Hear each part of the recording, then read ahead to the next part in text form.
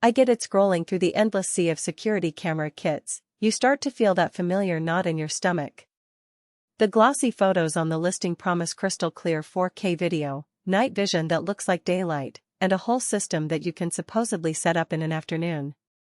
Then the box arrives, you plug it in, and suddenly you're staring at a grainy feed that looks like it was shot with a cheap webcam, or you spend half an hour wrestling with a confusing app that never seems to find the cameras.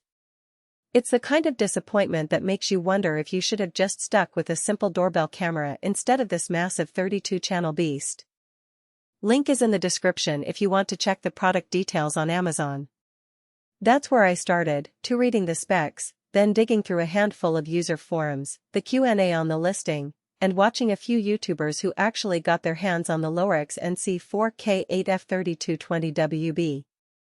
My goal was to find out whether this 8TB, 4K Nocturnal system actually lives up to the hype, especially for someone who isn't a full-time tech wizard but still wants reliable home or small business surveillance. First off, who is this kit really for?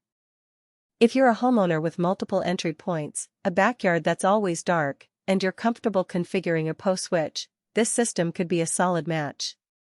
It also makes sense for a small office that needs to monitor a reception area, a warehouse aisle, and a parking lot all under one NVR. On the flip side, if you just want to keep an eye on your front door or have a single garage, you'll probably be overpaying and over-engineering. The 32-channel capacity, 8TB storage, and 16-port PO switch are powerful, but they add complexity and cost that a simpler 4-camera kit wouldn't. One of the first things I noticed in the user videos was the way the cameras handle low-light scenes. Lorex calls it color night vision, and in practice that means the sensor switched to a green-tinted IR illumination that retains some color detail up to about 150 feet. In my test setup, mounting a couple of the bullet cameras on the side of a garage and pointing them at a dimly lit driveway, I could clearly see a red sedan's tail lights and even the outline of a person's jacket. That level of detail is a step up from the monochrome night vision most budget kits offer, and it actually helps when you need to identify a vehicle's make or a person's clothing color. However, that same feature can be a double-edged sword.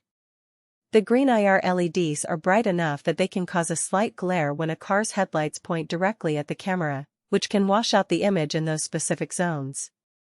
One reviewer I saw mentioned that on a street with heavy traffic, the IR illumination sometimes reflected off passing headlights and made the feed look flickery.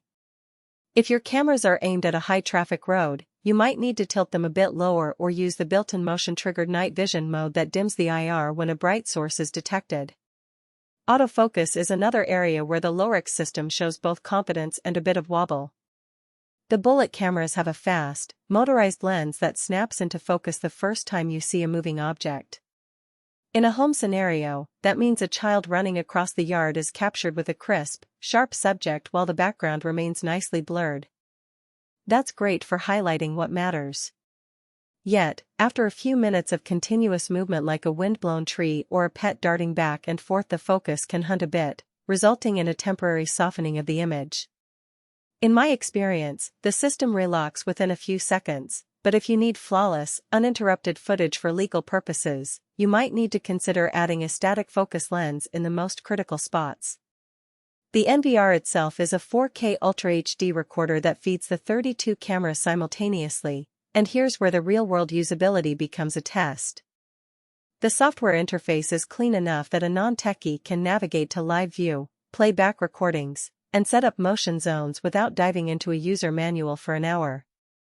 However, the menu hierarchy does have a few extra steps when configuring advanced features like bandwidth allocation per camera. If you're looking to fine-tune each stream to reduce storage usage, you'll spend some time poking around the Advanced Settings tab.